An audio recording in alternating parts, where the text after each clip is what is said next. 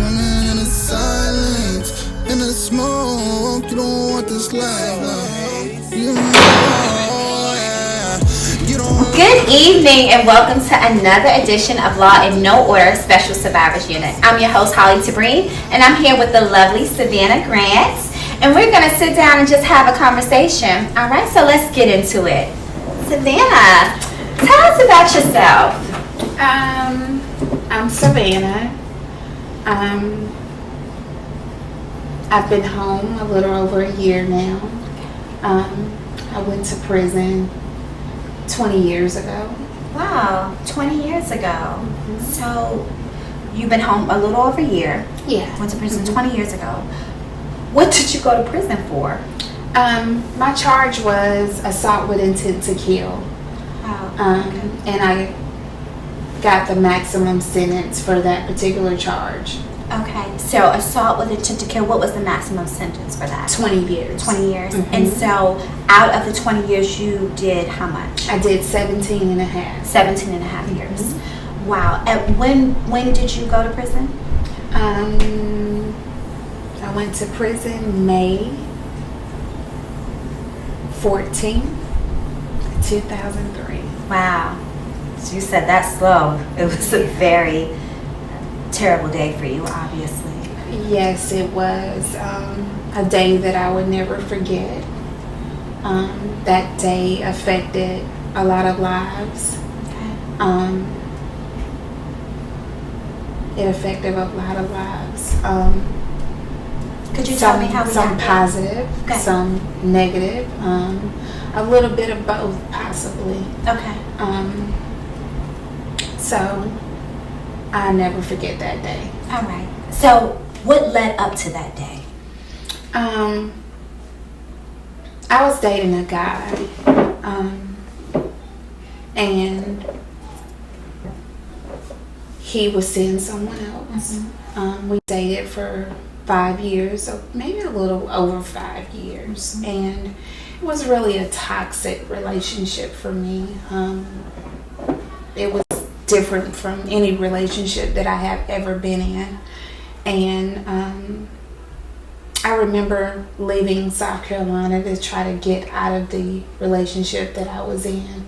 Okay. I was just tired. It was draining. It was exhausting.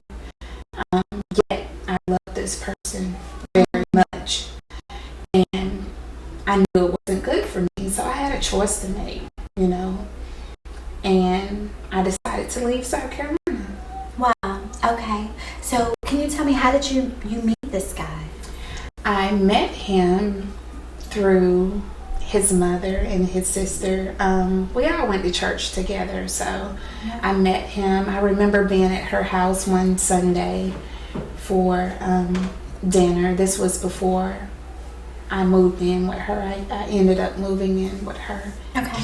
And I answered the phone, and it was him on the other line, and he was calling from prison.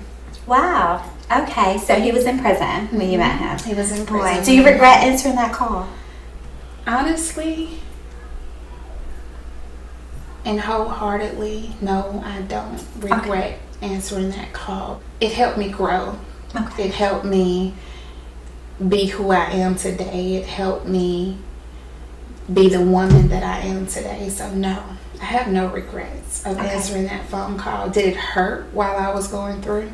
Yes, it did. Mm-hmm. Would I like for other people to go through what I went through with him? No, I don't. Mm-hmm. But I did. Mm-hmm. I made it through. Okay. And again, I have no regrets. Okay. So tell me a little bit about what your relationship was like with him. Oh, wow. It was really toxic. Okay. As I said, I met him while he was in prison. I wasn't aware during the time that I was talking to him of how much time he had. Okay. How much time was that? He had a life sentence. Wow. Yeah. A life sentence. Yes. Okay. For what? Murder. So he had a life sentence for murder. Mm-hmm. Okay. And as I said, I met him at I was at his mother's house one day for dinner on a Sunday, and I answered the call, and it kind of went from there. We started having phone conversations, and we started writing, and it got really personal, and I guess we kind of fell for each other over mail and phone calls. Got it. So how did that transition to a physical relationship, being that he had life in prison? Right. So his mother was a great lady. She was very prayerful, and in that time of my life, so was I. So, you know, we knew he was coming home. We just didn't know when, and it was like really soon. His case got overturned, so he was doing a life sentence in Philadelphia, and he came home. And during that time, I was going through things on my own. So I stopped talking to him for a couple of months, and during that time that I stopped talking to him, I had not so much as a relationship with one of my co-workers. It was something that happened one time, and in that one time, I conceived a child. Wow. So, the day that I was having my baby, he came home, and it was drama ever since. Wow. Because obviously he felt like y'all had a relationship while he was still locked up. Yes. There was writing and conversations. Y'all fell in love. We did. But there were some personal things that you were dealing with outside of that, not knowing when he was coming home. He does have this life sentence, and you have a situation with a coworker one time, and you wind up pregnant. Right. The day you have your baby is the day he comes home. Right. Wow. Right. Isn't And it, like I said, it was just drama from the beginning. Okay. He didn't really want me to deal with my son's father. I guess it was a man thing, ego thing. But, you know, we kind of got through that, and him just getting home, like most men do. Prison talk. Yeah. They lead you to think that it's going to only be you and no one else but you, and y'all are going to live this fantastic life. Right. And so that's his version of what I got, and I believed it. But realistically, you know, I've never been an insecure person, so I allowed him to go and come as he pleased and talk to whomever he wanted to talk to, and then it started getting really disrespectful, and to the point where it was just not good and healthy for me. Okay. So I decided it was time for me to leave. Okay. So I didn't tell anyone but my sister that I was leaving, and I left. Okay. Left South Carolina and moved to Maryland, and I ended up having to come back because my son got sick while I was there. And during my time that I was away, you know, Anton never stopped communicating with me. One of my friends gave him my phone number, and so he always had a way to find me anyway, because he and I were connected with each other's families and friends or whatever, so he always knew how to find me. To find you. To find me. No, I hope he doesn't find me. But we might find you. Right. So, tell me, how did this other person get in this triangle? Actually, you know, to this day, I really don't know. I found out during my trial when they met. Okay. So, he had been seeing her while he and I was together based on the dates that she gave during the trial. She knew who I was, but I never knew who she was until I moved back from Maryland. And while I was away, I guess their relationship got a little bit more in depth because I think he moved in with her. Okay. And so he, to my knowledge, he met her at the strip club where she was working at the time. And like I said, I never knew anything about her, and she knew everything about me. And I learned this once I moved back from Maryland, because I never went out. And when I moved back, I started hanging out and, going places. And I found out that he was dating her. And she and I had a few run-ins. Okay. And that's when things started to escalate. Okay. All right, so y'all had a few run-ins. What was the very first incident that you had with her when you found out who she was? Obviously, she knew who you were this whole time. And what was the very first incident where you found out about her, period? The first incident, I think, was a phone call. Okay. It wasn't a phone call of my own. She had called my cousin's house. Apparently, Anton had called my cousin's house looking for me. And she called, maybe, I guess, just to see who he had been speaking to. And my cousin and her had this long, in-depth phone call. And my cousin called me once it was over and explained to me about their conversation.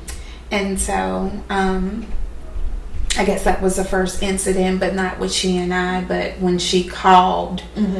And she got my phone number from Anton. And she started calling, and that was the first initial incident where she and I had a phone conversation. And the first in-person altercation was at a beauty salon. Okay. I think it was a braid shop. I went to get my braids styled, and she was in the chair getting her braids styled. So they couldn't do my hair because at the time that particular shop didn't style braids. So I left. And on my way leaving out, she came out behind me cursing and fussing, and I laughed at her and I drove off. But it got worse. There were several incidents where I remember sitting in my place and having to park my car in the backyard and dim the lights on my TV. Sort of looked like I wasn't home. Why would you have to do that? Because the harassment got so bad where I wanted to appear that I wasn't even there. So when you said the harassment got so bad, you had to pretend that you weren't home, dim your lights, dim your TV, or turn your TV down. Is that because someone was coming to your home? Yeah. Sabrina, on occasions, it wasn't just her, it was Anton, Sabrina, because mind you, he was the one that showed her where I lived at. And why would he do something like that? Your guess is as good as mine to this day. Okay. That would be a question that he would have to answer. Right. If he answered it truthfully. Because I don't know what man would do that. Okay. What real guy would do that. So both of them would come to harass you? Yeah, he would be with her sometimes, and sometimes it would be her and her friends from the strip club. And so when he would come with her to your house to harass, what would they say? I mean, they would be in front of my home, riding up and down the street, and they would be calling and just harassing me, and I would call the police. I remember calling the police on several different occasions, and nothing was ever done. I remember going to Judge Cagle trying to get a restraining order. Judge Cagle? Yes. Okay.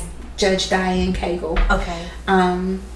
And there was an incident where she and I were on the phone, and Anton, and there was an argument. She told him that I was seeing someone else, and he came to my home. I answered the door, and he asked me if I was seeing someone, and I said yes, and he beat me really, really bad.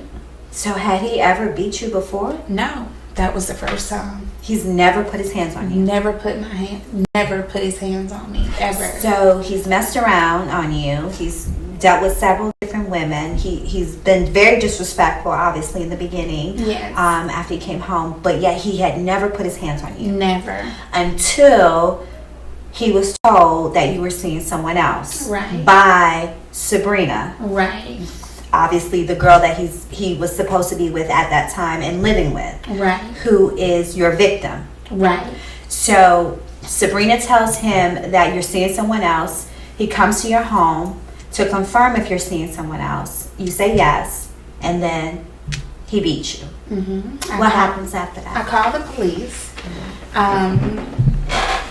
I told him, what happened, and I filed charges on him. Mm-hmm. So, needless to say, we ended up going to court, and which was with Diane Cable again. Mm-hmm. And we went to court, and she was there with him, Sabrina, and he denied ever putting his hands on me, and the court situation just totally went left. Okay. I really didn't understand how nothing was ever done about it. And while I was there, I did try to get a restraining order on her as well. And I remember Diane Cable telling me that she had the right to ride up and down my street as long as she didn't come to my door. She didn't come in my yard, in my dwellings. But she had done that. So why does she have a right to go up and down your street? She said it was the law. She paid taxes. Okay, so as a taxpayer, she had the right to ride up and down your street, right? Even though y'all going through these altercations back and forth over this guy, Anton. This guy Anton, because she's a taxpayer, right? Yet she's not allowed to come in your yard, but she was doing that. Right. Okay. So, what happened that day?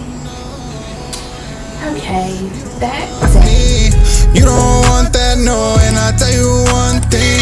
I see how far this goes, I've been alone, see. Best it stay that way, you've been on the wrong team. Best you ain't